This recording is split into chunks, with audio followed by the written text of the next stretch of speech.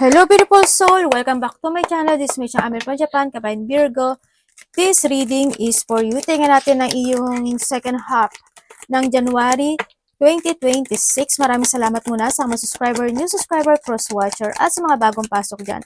Welcome na welcome kayo sa bahay ni Ate Aimee. Salamat din sa naktaba ng puso ninyong mga comments at sa mga nagpa-personal reading. Marami pong salamat. Kung gusto niyo na energy niyo lang talaga ang gusto makuha natin, all the details is in description below. Pakicheck na lang po. General reading tayo, Virgo. Kunin mo lang ang sa'yo at itapon ang hindi naman sa'yo. Maring ito is vice versa. Energy mo, energy ng person mo, energy ng malapit sa puso mo, nangyayari or mangyayari pala. Use your own intuition, lawakan nyo ang inyong isipan, ano man ang gender mo, ano man ang edad mo. Wala sa baraha ang kapalaran ng tao, nasa inyo pa rin. Gawin yung guide, yung mga warning na pwedeng lumabas sa baraha. No? Hindi po yung negative, it's a warning para magkaroon din kayo ng idea kung ano mga bagay o sitwasyon na need to aware, change of decision, or yung mga bagay na dapat mapag-ingatan. Pero kung gusto mo na positive reading lang, gusto mo marinig, hindi itong channel na ito ang para sa iyo. Congrats! May papasok na pera sa iyo. Oh. Wealth is coming. And syempre is mag-ingat kayo when it comes to a finger or kamay, ganyan. Pwede may mga maputo. Huwag naman po sana maputol, maipit, masugatan, mahiwa, matusok, or manginig, kahit ano. Ikaw or someone into your life, mag-ingat kayo, maaring iba sa inyo is magkakaroon ng mga pagbabagong mangyayari. Changes is coming. At kung sa iba to is this a changes of blessing. No? Sa iba sa inyo. Sa iba naman sa inyo is maaring nahandoon yung mga masasama yung pakiramdam, sipon, ubo, lagnat, o kaya is mga sala sa init, sala sa lamig, or someone is magiging cold sa iyo, ganyan, or ikaw magiging cold ka sa kanya. And also, November, baka may kakilala ka na November, ang birthday niya. No? Come sa November kasi ano rin yan, 11 minutes, 11 hours, 11 days, 11 weeks, o 11 months. O by the November, pwede may mga naganap o nangyari na hindi naging maganda in the past days, or weeks man yan, or months man yan, or mangyayari pa lang. Pwede ganun. Okay, psychic ability, trust your intuition. This time, by the second half, is mas more kang magta-trust this time sa intuition mo. Parang may mga situation na mamumulat ka. Ganyan. And then, yun nga, ingat pa rin kayo din sa mata, no? Maaring, you need to open your eyes din sa mga nasa paligid mo kasi baka may mga tao na alam mo na, diba? And, tsaka, kung may mga mapupuwing, magkaka-sore eyes, mapapasok ng dumi yung mata mo, mamumula, or magiging, kung ano mangyayari sa mata, ikaw or someone to your life, mag-ingat kayo related to an eye, ha? Kung ano man. Huwag naman sana mabulag, or pwede rin na baka lumalabo yung mata nyo. Or may mga magpapa-check up, or mayroong katarata, may mga, basta mga ganun, kung anong related. Okay, karma, you will reap what you have sown. Merong sitwasyon or meron kang ginawa from the past na ito is ma-harvest mo. Ganyan. So, ano man yun. What goes around comes around, diba? Yun. And then, kung ano man yan, maaring meron ka pagpupursigihan o may mga pinagpursigihan ka by the past month or by 2025 na this time is marireceive mo yun. Or pwedeng naghintay ka, or may mga pinurso ka na bagay, o may mga pinagtsagaan mo, pinagsikapan mo, pwedeng gano'n. And this time, you will success na ma-harvest mo yon. Karma from the past. Temptation will test you. Nakapatay tayo dyan. Okay, sabi kaya handito rin si no? Yan, si ibig sabihin, mag-ingat ka sa mga tao, mabubulaklak ang kanilang mga salita. O hoping hindi ikaw yan, mag-ingat ka sa mga tukso, sa mga ahas, if there is a third party, pwedeng mararamdaman mo ito na there is someone, diba? Or may mga distraction happen into your life, mga tao na pwedeng ito sa iba is pwedeng mga tao na gusto kang sakmalin, tukuin, ganyan. Karelasyon mo man yan, kasamaan mo man yan sa trabaho, or mga tao na nakatingin ang mga mata sa'yo, no? Yan, may mga balak sa'yo. And sa iba naman sa inyo is, it is related to a temptation, pwede rin siya sa mga gusto mong bilhin, ganyan, na bagay-bagay, baka maakit ka, mag-trust ka sa intuition mo kasi pwedeng maloko ka. Kung connected siya sa pera, pwede ring maloko ka, mag-ingat ka. Huwag kang pabigla-bigla ha.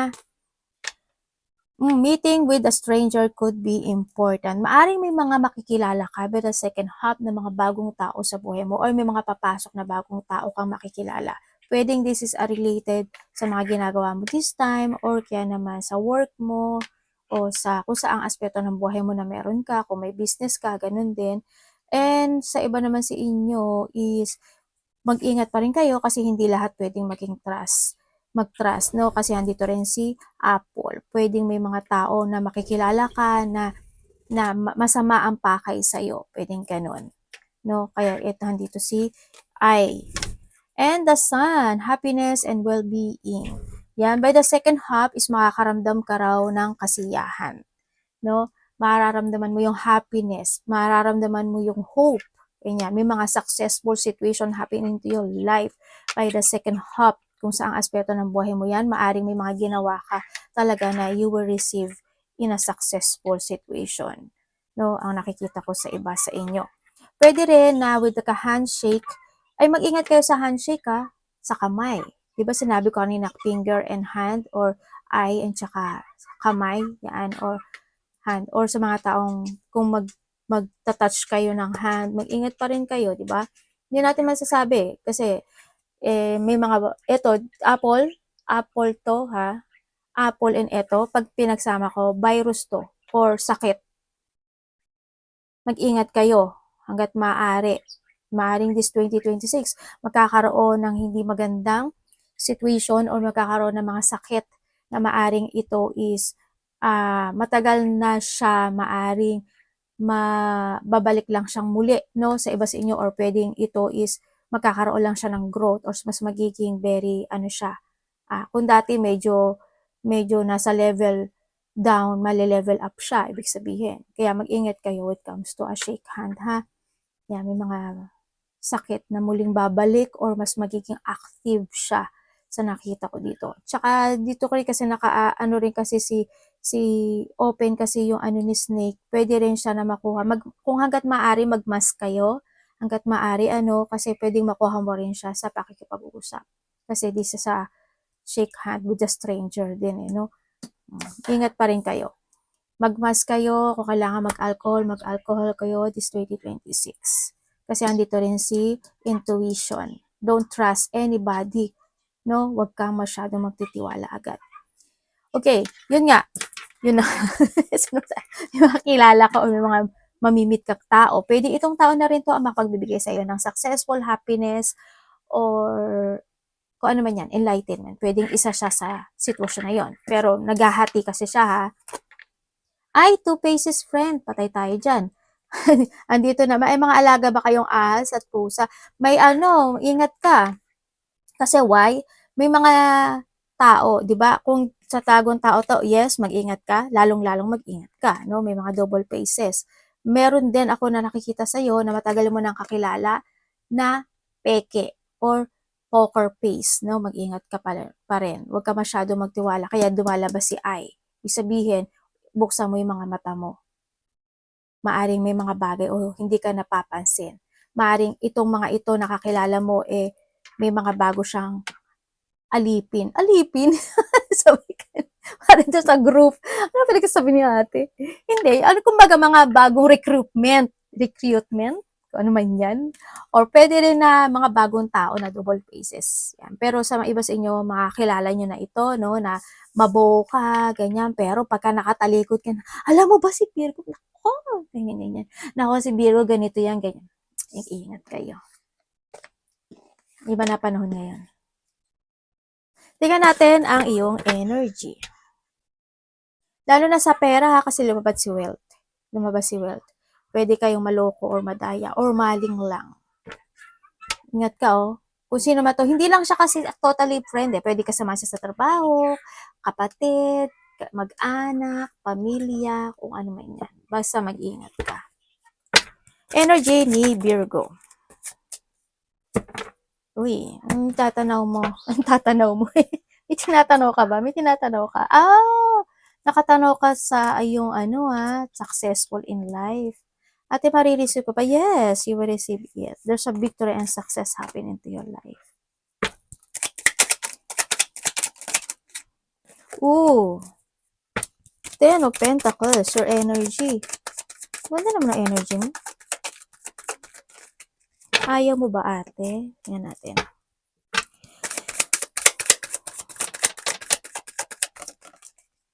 Okay. Okay. Okay, energy mo. Energy mo, sa nakikita ko sa'yo dito is there's an idea ka na gagawin by the second half na mag-a-action ka. Pwede siya related sa isang babae or related siya sa family. May a-actionan ka na related sa kanila. Or meron kang idea na sa kanila or maybe handun yung point na pwede mag-uusap kayo or pwede rin naman na magkakaroon ng mga pangakuan or promises o kaya naman is may mga activity kayo na gagawin or may sasabihin ka sa kanya or something. Yun na nakikita ko dito. Pwede rin, ang energy mo rin kasi dito is meron support? May susuportahan ka? Pwedeng may susuportahan ka na kapamilya o kasama sa trabaho? Or a mother figure? Or babae? May pagsuporta ako nakikita sa'yo. Yun. Or maybe this is you, no? Kung titingnan ko siya, babae ka man o lalaki, ang nakikita ko sa'yo dito, kung titingnan ko ha, nandito ka sa sitwasyon mo na meron kang, parang magkakaroon ka ng lakas ng loob na gawin o aksyonan yung isang bagay, isang sitwasyon sa buhay mo. Pwedeng halimbawa, related siya sa iyong health issue, related siya sa pera, related siya sa mana, related siya sa bahay, related siya sa sa pamilya o sa trabaho mo man yan. Nandun sa point na yon. Pero sana wag lahat, no? Ang nakikita ko kasi sa iba dito, medyo tatamarin daw kayo or may mga sitwasyon na makakaramdam ka ng katamaran or pwede rin na magkakaroon ng stagnant situation by the second half. Pwedeng pag-iisipan mo yon, gagawin ko ba or hindi? Pwedeng ganun. Para mag-isolate ka ng konti.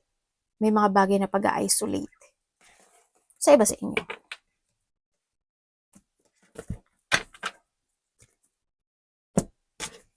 Tingnan natin ang iyong parating. Ano parating kay Virgo?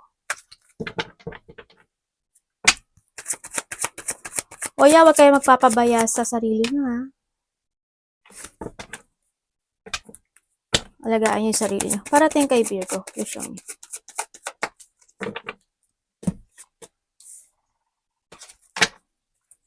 Ano po ito?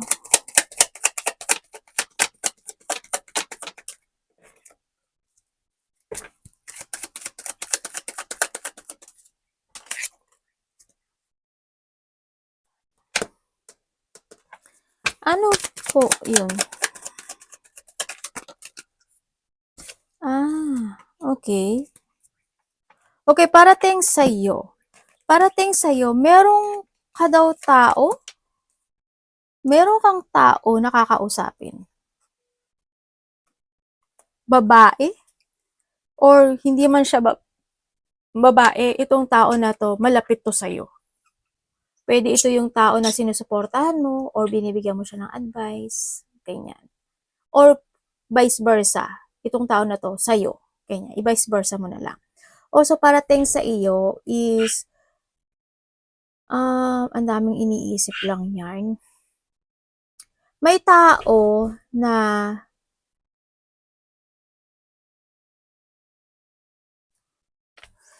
hindi ko alam kung may taong iiwas or may pag-iwas. Yun ang nakikita ko. Either iiwasan mo or siya ang iiwas. May taong ganun. Ako nakikita. Dito rin sa iba sa inyo, is pero ka daw tao na iniisip. Itong tao na to is maring iniisip mo siya, is maring nagkaroon kayo ng distance or pwedeng may tinahak siya na bagong path sa buhay niya or pwedeng itong tao na to is nasa ibang lugar o nasa ibang baryo o nasa ibang, kung nasaan man siya. Yan, may mga iniisip ka daw. Marami ka naman iniisip palagi, ano? And then also is may hinihintay, tay. Yung iba sa inyo may hinihintay daw kayo. Parang you're waiting for something, waiting for a result, for a reward, ganyan. Ako nakikita sa iyo. Iba sa inyo is maraming movement. Pag-uusapan ka raw no? Yan. Hindi ko lang alam mo pero ang daming, may mga tao ako nakikita sa iyo. Siguro is merong isang group or merong malaki man o maliit yan na group, parang may mga haharap ka or may kakausap sa iyo. Or pwede rin na may mga darating sa iyo na instant opportunity or either idea ito opportunity. Or pwedeng sa iba ito is mga tao na magkakaroon ka ng connection sa kanila. Ibig sabihin maraming ko-connect sa iyo na tao. O may mga ko-connect sa iyo na tao. Halimbawa, kung lalo kung may business ka, 'di ba? Tapos o kaya kung may mga YouTube channel ka, you're in a social media, pwede ka maraming ko-connect sa iyo na tao. Yun na nakikita ko. Maraming susuporta or maraming hihingi ng tulong man yan or ikaw ang tutulong or ikaw susuporta. Vice versahin mo. Yun ang nakita ko sa iyo dito. Actually, iba rin dito may mga sitwasyon na i-analyze or may mga ipa-progress daw kayo this time. Yun ang parating sa iyo. May tao dito na magkakaroon ka ng disappointment sa kanya. Or pwedeng there's a situation na magiging magulo tapos magkakaroon ng disappointment, pwedeng ganun. May mga sitwasyon na pagsisisihan, Uy, saan, Tingnan natin ang dapat iwasan ni Virgo. Ano po dapat iwasan niya? Second half.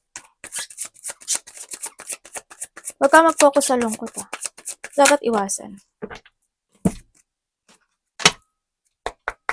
7 of Pentacles. Dapat mong iwasan. Virgo. Okay. Dapat mong iwasan. Mawala ka sa plano mo. Mapanghinahat ka ng loob. Iwasan mo yung hindi ka gaano makikilos, ganyan. Hindi ko naman sabi na, halimbawa, kung ano mang kilos yan. Kumbaga, kung may mga need to take good care, gawin mo. Halimbawa, sa sarili mo, ganyan. O sa mga iniinom, kinakain mo, you need to be aware.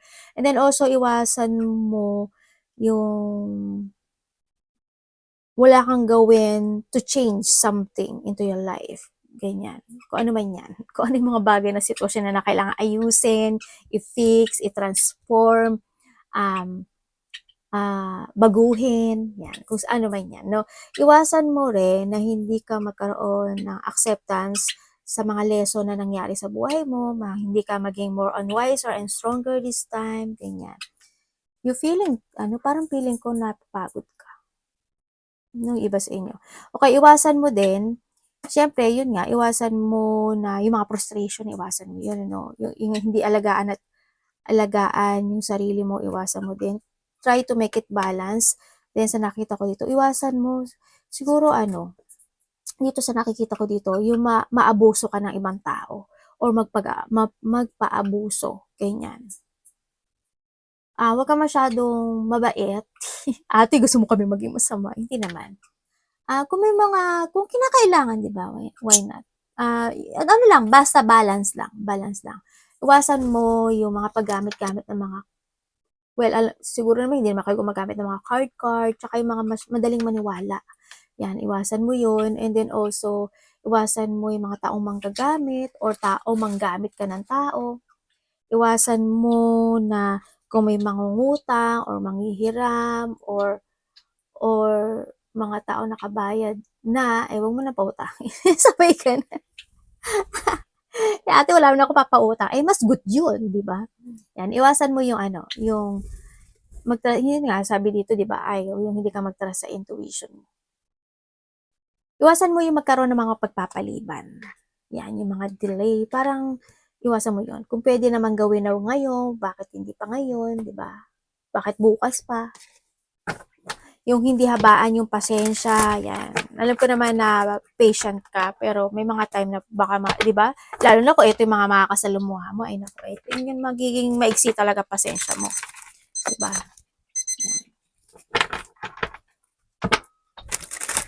Tingnan natin love. Kapatid, anak, magulang, karelasyon, kaibigan, pamilya. Virgo.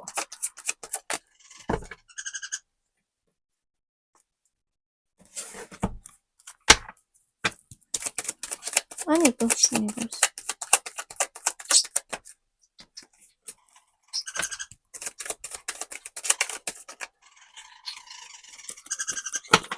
Nag-away yung anak ko. Ano to? Baliktad. Uy! Ipapasok na pera sa'yo. Okay, sa mga single dyan. Sa mga single dyan, you need to be aware. Kasi maaring may nakakausap na kayo na isang tao sa buhay nyo na nagkakaroon ng interest sa'yo. Mag-ingat ka sa kanya. Kasi nagiging sneaky yung energy niya. May mga bagay o sitwasyon siya na hindi sinasabi sa'yo. Or maybe, kung hindi nyo pa siya nami-meet this time, is mamimit nyo siya. Pero but you need to be aware ang sinasabi dito, ha? Mag-ingat kayo. Kung kayo is nagkahiwalay nitong tao naman na ito, yes, nagkaroon na kasi na pagbabago sa situation, ano? Yun. Ipinaglaban mo naman sa itong sitwasyon na to, itong relationship na ito, yun nga lang, nagkaroon ng pangloloko. Nagkaroon ng pabababae o panglalaki, nagsinungaling, naging dishonest, naging sneaky itong tao na to hanggang sa dumating na akala mo okay ang lahat, pero hindi pala, na nagkaroon ng nag-jungling yung relationship na ito sa nakita ko dito. Pero ang nakikita ko dito is naiisip ka pa nito, or maybe this is you, no? Nandun pa rin siya sa situation na they thinking of you, na kamusta ka na, o kaya is okay ka ba, and nandiyan sa point na napopokus siya in a painful situation this time, itong tao na to. Hindi ko alam why, pero they focusing in a painful situation in life. Maaaring may mga naganap o nangyari sa kanya na hindi naging maganda. Yun, may gusto niyang magkaroon ng connection, or hindi niya alam kung tatawagan ka niya o ite-text ka niya. Pero nag-iisip siya about getting together. Yun, sa nakita ko dito. May pinagdadaanan to problema. Kung kayo naman is in relationship at merong third party, syempre, sa iba sa inyo may third party. Kung alam niyo na may third party, yes, may pinagdadaanan ang isa sa inyo. Yun, may pinagdadaanan siya sa kanyang third party. Yun ang nakikita ko dito. Kasi isa dito, kung nagkaroon ng pagle-let go dito sa sitwasyon, isa dito nagbumabalik. Ayaw bumitaw. Wala, ganun. Pwede ba yun? Okay, kung kayo naman is in relationship, kung ikaw is in relationship, so nakikita ko naman sa inyo is, handun talaga yung you want to fight this relationship.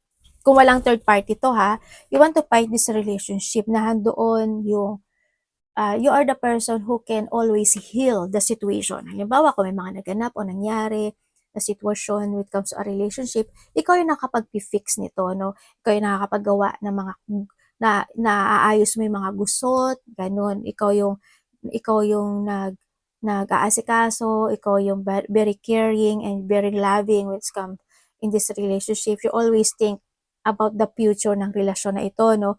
Yun ang nakikita ko sa iyo. Aware ka, no? Ikaw yung nagiging ano yun? Either sandalan sa iba dito, ikaw yung peace ng relationship. Sa'yo nanggagaling yung pagkakasundo, or sa'yo nagsisimula, yung nagiging okay ang lahat. Or vice versa, no? Yun, nakita ko. Sa iba naman sa inyo kasi nagiging either, hindi ko alam why, pero parang hot and cold yung relationship. Either minsan nag-uusap kayo, minsan hindi, pero you feel at peace. Sa mga walang third party to you feel at peace in this relationship. Yun na nakikita ko sa iba sa inyo. You try to make it balance. Nandun naman yung mga happy situation, happy relationship. Actually, ano mo nga to twin flame, no? Sa iba sa inyo. May connection kayo. Itong tao na to. At may guardian angel kayo, actually, dito sa relasyon. Tingnan natin ang iyong money.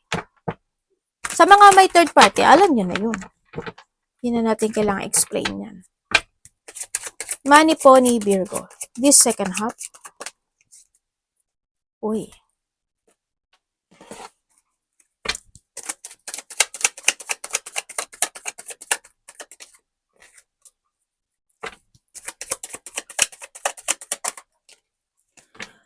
When it comes sa money mo, pagdating sa money mo, is nandito ka sa sitwasyon mo na maaari may hinihintay ka, no? May mga paghihintay.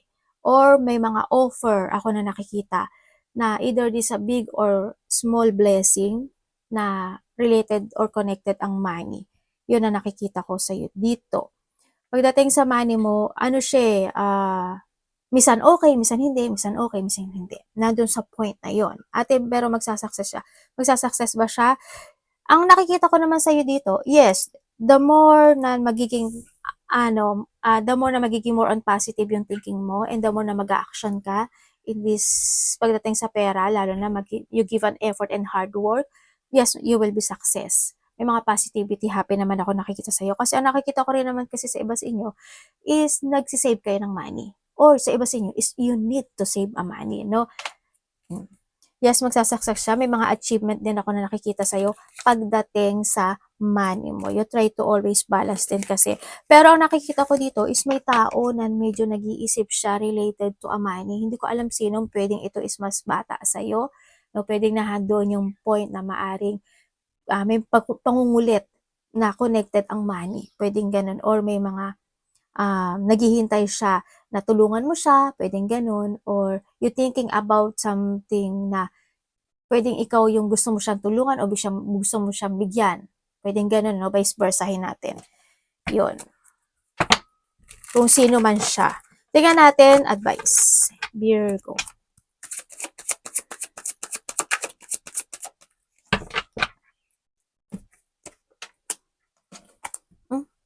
Ano ba yun?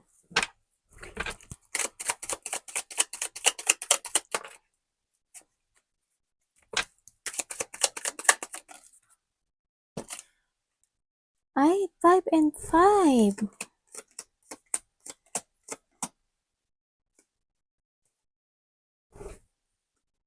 Okay. Okay, Virgo, hindi mo na advice ha, para hindi kayo malito, hindi mo na to advice ha, magbibigay lang ako ng another message ha. Ay, 5, 5, 5. Meron ka mga repeating numbers, 5, 5, 5, tsaka 2. Ganyan. Okay, dito sa sitwasyon mo, ang nakikita ko sa'yo dito, hindi ko alam kung tears of knowledge ka ba or mahilig ka lang talagang magsiyasat. Yun, may mga bagay ka kasi na nakikita ko dito na parang nagsisiyasat o naghahanap ka ng mga katotohanan, you're searching for something, parang nagiging urong-sulong yung situation sa iba naman is maybe you are thinking about something pagbabalik or maibalik, parang ganun, or retiro, parang ganun, or mag-quit, parang ganun, parang mag-give up, parang ganun, sa iba sa inyo. Or maybe someone is retirement na, no, sa iba sa inyo, or umalis na sa isang sitwasyon, pwedeng sa love life, pwedeng sa trabaho, or pwedeng sa mga bagay-bagay, pwedeng ano. And then also, ang may nakikita ko, hindi pa po ito advice, may nakikita ako dito na may tao na magja-judge sa'yo, or maybe you're judging someone. May magmamaliit, o ikaw ang magmamaliit, or mamaliitin mo yung sarili mo. May mga incomplete situation ako na nakikita, or may mga unfinished business, may mga situation na hindi nag-success, or may mga kamalian, no, na naganap o nangyari, or mangyayari. There's a delay situation din, hoping hindi lahat, delay or madi-delay or i-delay. Ganyan, or may mga mali. And nag-iba sa inyo is there's a self-doubt, either magkakaroon ka ng self-doubt or someone is may doubt sa'yo. Pwedeng ganun, no? Yun. Iba sa inyo is nagkakaroon ng mga, hindi ko alam if this is you, or nagkaroon ng mga panghihinayang na situation, nagkaroon ng mga failure or regret, nagkaroon ng sadness, or nagkaroon ng mga loneliness situation. Maybe this is the past, or pwedeng sa iba sa inyo is still nahahata ka pa rin ng sitwasyon. Pwedeng ganon. Okay, advice na tayo ha. When it comes sa advice, this is a time to start a new beginning in life. Kung may mga bagay na talagang i-let go. If there is something na you want to pursue, i-pursue mo yung idea na yun, creation, project, or you need to speak out man yan, pwede, gawin mo. And mag-focus ka lang to achieve or to fulfill any situation in life. Mas more ka daw maging more on matured. Do your mission, ang sinasabi dito. Kung may mga bagay na hindi naging good, may mga bagay na hindi ka naging gusto ng mga tao or nasa paligid mo, hindi nag-success, or mga bagay na hindi na nag-grant, move lang, no?